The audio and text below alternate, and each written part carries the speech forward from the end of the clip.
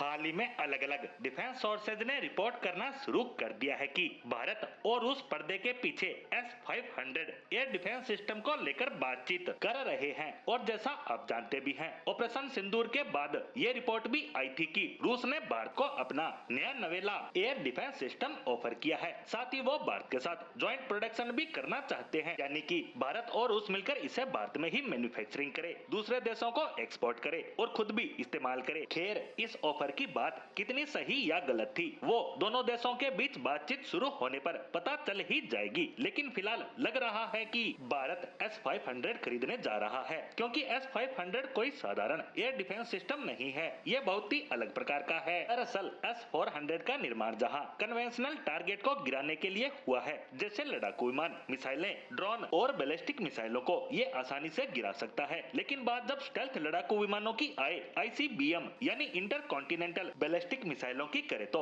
S-400 इतना कारगर नहीं रह जाता। उसके सामने अमेरिकी पेट्रियट सिस्टम भी फेल है और थर्ड भी। ऐसे में रूस ने S-500 का निर्माण किया, क्योंकि एक तो ये 600 किलोमीटर रेंज के साथ आता है, साथ ही ये S-400 की कमियों को भी दूर करेगा, जैसे स्टेल्थ लड़ाकू विमानों और ICBM के सामने ये कारगर होगा। हालांकि रूस के दावों पर यकीन ना भी करें तो यकीन मानिए कि अमेरिकी स्टेल्थ टेक्नोलॉजी जैसे F-22 रैप्टर और F-35 के खिलाफ इसकी एक्यूरेसी 50% भी है, तो चीन की स्टेल्थ टेक्नोलॉजी तो इससे बेहतर है भी नहीं। इसके खिलाफ तो 100% एक्यूरेट होगा ही, और ये हमें चीन के हथियारों को रोकने के लिए ही चाहिए, जिससे हमारा एयर डिफेंस सिस्टम और ज्यादा बेहतर हो जाएगा। सिर्फ यही नहीं, S-500 का जो रडार सिस्टम है उसकी डिटेक्शन कैपेबिलिटी भी अनमैच है, और S-400 तो इसके आसपास भी नहीं है। ये एक साथ ज्यादा टारगेट को डिटेक्ट कर सकता है, उन्हें मार गिरा सकता है। इसके साथ साथ इस रिपोर्ट में ये भी दावा किया गया है कि भारत इसे कम संख्या में ही खरीदने वाला है, यानी जिस तरह हमने S-400 5 की संख्या में खरीदे हैं, जिनमें से 3 हमें डिलीवर किए जा चुके हैं, और